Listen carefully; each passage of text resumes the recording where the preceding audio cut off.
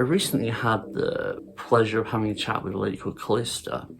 I did not know a lot about Kallista before we had this conversation. I knew pleasant lady and that she taught a kinky yoga class. I knew nothing about this. This was going into this completely fresh. But I love this conversation. I learned a lot. I think you'll find it really interesting. Please check it out.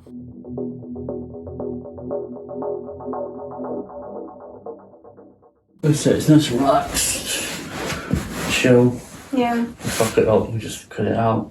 That's fine. Never fuck things up. Never. It's always perfect, exactly the first time. Kinky yoga? Yeah. Can you break that down for me a bit?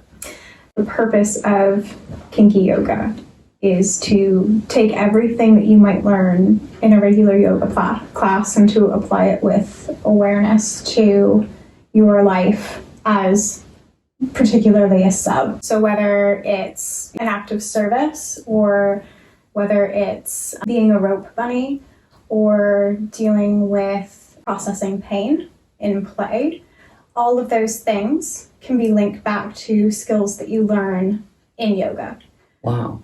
So yeah, when you, for example, are being tied up and you hit that point of, subspace where you feel like you're very calm and everything is fine and lovely and wonderful, even though you're being, tied up and potentially hung upside down. That's something that you can achieve in yoga. But ideally, by the end of a yoga session, you're in roughly the same place as you would be in subspace. A really good yoga session can bring you to the same place, and the more that you access that place on your own, the easier it is for you to access that place when you're with others. That's really interesting. I think I've completely misunderstood yoga. What did you think it was? So last night I was doing yoga. Yeah. I was doing a little bit of stretching with. She was saying you should do this stretch. And then she was saying, so you need to breathe a certain way, and you need to think about your body relaxing as you breathe out, and then lengthening yourself as you breathe in. I'm like, can I not just do the stretch, please? You're making this hard for me right now. Yeah. So I think I misunderstood that there's this layer of wellness and calmness and equilibrium under that. There is. I like that you use the word equilibrium because one of the most common things that you'll see when a yoga class is marketed is that it's hatha yoga. The term hatha comes from ha and then tha, so two words, it's a compound word, and I think that it's ha means sun and tha means moon. If somebody says, I practice hatha yoga, they just practice yoga. So the entire idea is that you're bringing your body and your mind and your breath into equilibrium. And one of the most basic principles, but the most hard to achieve in yoga is this idea of you're here in the present. And your mind doesn't like that. Your mind likes to go and visit the past and make up stories about the future. It likes to be downstairs with the crash bang noise that the cat has just made and various other things. Your body can only be here. Your breathing can only be here. You can't take a breath for future you. You can't take a breath for past you. So yoga, which the word itself means union, is all about taking those aspects of yourself, bringing them entirely into the present moment, which is basically what subspace is. It's that idea that you're here and now, and that doesn't matter, and that doesn't matter, and the past doesn't matter, and the future doesn't matter. The other thing about practicing yoga regularly, with the idea that you can take all of these things into your life on or in the rope or in pain or whatever, is that you can take more responsibility for yourself as a sub, particularly with rope. I find you have to know your body. Yeah. That's your responsibility as someone being tied up, as the bunny, to know your body. So when you're practicing yoga, you're going inside of yourself, you're bringing all of your awareness to your physical body, to your mental state, to your breathing, and you're monitoring that constantly so that when you're in a situation where even in subspace, even suspended and upside down, your awareness is there and you're constantly checking in with yourself. And I feel like that is really important. And that's probably one of the reasons that I started to link the two together, because rope is dangerous. And I think that a lot of people approach it as like, oh, it's a bit of fun. You can tie your partner up. But Shibari was designed to be a form of torture in a way. So it is designed to hurt you, and it's been modified. Yeah, we're borrowing techniques for torturing prisoners. Yeah. And we're using them to do like kinky shit. So it's not a smooth transition all the time. Yeah, exactly. And you need to know, if you're, no matter what's going on, you need to know my body can't bend that way. Or you need to be able to identify that's the difference between a pinched nerve and pinched skin. Or you need to be able to approach being in a specific position and go, I can hold that for this length of time. So that's where the physical side of yoga comes from, because a lot of people are like, oh, it's about being bendy. But it's not about being bendy, it's about being strong too. So again, you've got that idea of equilibrium. So two things that are considered equal but opposite being in harmony. And I know that I can get into my splits. I know for a fact that if you tried to tie me up, suspended in the air, I would not be a happy camper in a split. Because even though with the right amount of prep work, I can stretch and get into a split, I don't have the muscle strength to hold myself in the air. And that's really important as a bunny too, because when you're, especially in suspension, when you're in the air and you've got a joint pulled back in a certain way, if you're hanging out in that joint, you're putting stress on your tendons, you're putting stress on, your ligaments, you're putting stress on your muscles, being pulled in a way that you're not meant to go. And without your muscles actively working, you could get hurt over a length of time.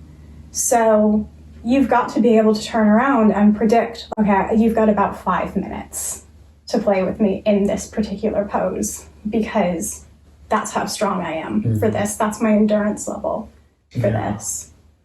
So I'm guessing you can take that information from when you're not tied up and then apply that to, like, okay, so this is a very similar, like, twisted position from when I'm, like, stretching, and then it could be equivalent, say, like a torsion suspension. And then you can carry that over? Is that how you do it? Like anything, you become familiar with your body. Yeah. So, and you become familiar with the way that your body behaves in different poses after you've worked it for X amount of time. Yeah. You learn that about yourself by being on your yoga mat, which is kind of nice, because then when you're in a position where you're being tied up and you find yourself kind of going into subspace, and then all of a sudden you think, oh, that doesn't feel right, you don't have to pull yourself totally out as well to figure out what's going on. You can keep that distance, you can keep that happy floaty feeling, and then turn around and not feel bad saying to your rigger, hey, this is wrong, can we fix this please? This needs to be adjusted please. And I think a lot of people are shy to do that because they think that it takes away from the rigger's enjoyment. Yeah, completely opposite. Yeah. The least helpful thing is when you can see in someone that something's wrong, but they either don't know what it is or they don't want to tell you it's wrong. The top tier, most useful thing is when someone tells you, this is the specific problem, could you do this to fix it? And I realise that can be quite hard because it takes time to, like you say, know your body, but in terms of like having a longer, safer session, someone who can just give you that feedback of, actually my shoulder is in a bit of a dodgy position, could you just move this wrap? Especially when you're twisted up and when you're upside down, your proprioception is off. So your proprioception is the ability to determine which limb is which and where you are in space. So when you say that your partner might know something's wrong but might not know what it is, a lot of that is because when your right arm is on the left side of your body or vice versa, your brain's going, I don't know where this limb is anymore. Yeah. And yoga helps you with that. You're in eagle arms and you're like this, and you're going, from here, and then the instruction is take your left hand, lift it up over your head, and you're like, okay, which one is my left hand now? Because I'm all twisted. So you have to be able to move your left hand and identify first, this is my left arm, and then this is the move that I need. So being able to know that on the mat in a low pressure environment like yoga really helps you to be able to have that conversation with your rigger. We were talking a little bit earlier about how I was a big naysayer of the spiritual aspect of things. I liked things to be physical, much like you and your friend. Like you're going, just let me stretch. I don't want to have to worry about breathing. But one of the things that yoga does is it emphasizes this idea of being able to surrender. So you've got the internal ethics of yoga, and then you've got your observances that you should be practicing all the time. One of your observances is this idea of surrendering.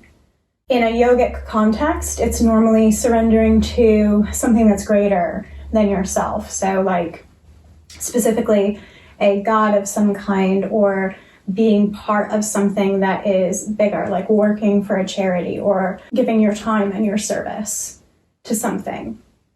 But even taking that and stepping entirely out of the idea of kinky play and going just into the role of a submissive or a slave and the domestic aspects of that, knowing that you're surrendering to something on your mat, that you're giving up your ego, because today you can't do your split and that sucks, but it's not about doing the split, it's about practicing the split. So you can take those and go to your dom, your master, your partner, and go, this is what I have to offer you today. This is what I am. I love that.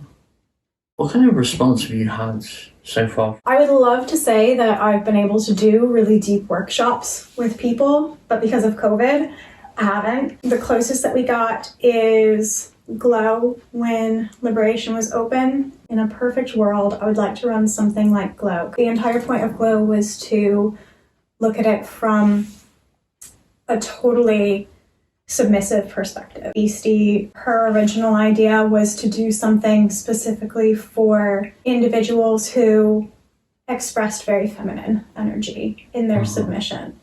So I would like to do something like that. Almost the divine aspects of service and submission. Because for me, like that's very spiritual. I get so much satisfaction out of just making my partner a cup of tea and knowing that it's a very small act that shows that I am devoted to not like big grandeur happiness, but like just daily moments of happiness. So I'd like to do something that focuses on finding that really divine aspect of being a sub.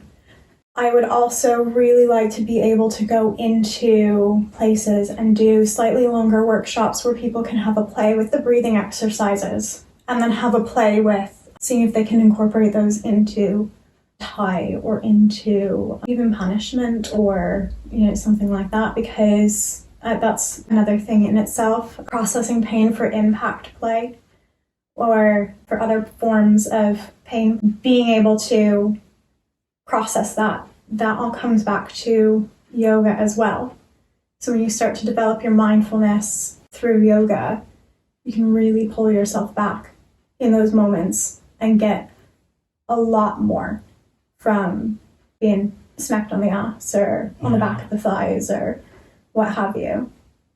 I'm hoping that people latch onto it as an idea, mostly because I do think throughout the whole community there's a lot of pressure on DOMs to be a certain way, a lot of pressure to take total responsibility for your sub.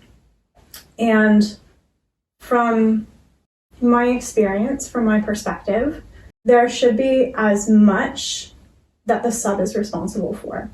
Whether you're domestic or in the middle of play or out and about, you have a job. It's the same idea as the sun and the moon. They're equal and opposite. Did you practice yoga before you practiced kink? I started practicing yoga when I was 18. as a way to kind of calm myself down in university. Basically, I'm a very anxious person. Any yoga teacher who tells you that they're calm 24/7 is lying to you, by the way. Yeah. We're all basket cases. That's why we practice yoga every day. When I realized that teaching in secondary school in the UK was not fulfilling what I wanted it to fulfill as a career anymore, I was like, well, I do genuinely love to teach, and I love to connect with people in that way, so I may as well teach them yoga. Yeah, I love how you put across these ideas, because I was super intrigued, and I just really wanted to chat to you and get an idea of what it was all about. I hope that's cleared some of it up for you. Yeah, it has, and I'm fascinated now. See if you can harness your breath so that you can get into your stretch. Because a lot of it is, especially as a new practitioner, a lot of it is learning how to breathe. Yeah. Hey friends, I hope you found that useful. There'll be more from Kallista on the channel, so I'm really looking forward to that. Go check her out on social media. The whole point of this channel was that we wanted to make high quality rope education as accessible as possible. That includes things like chatting to different people, and includes things like detailed tutorials. The plan was we were going to use things like YouTube ad revenue in order to pay for the amount of time it takes to create the videos.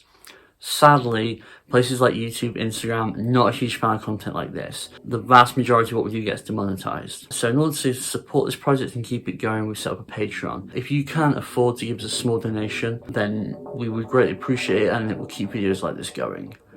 As a way of saying thank you to people who donate, there's additional articles on there, additional videos, lots of cool stuff. Please go check it out. I think you'll like it.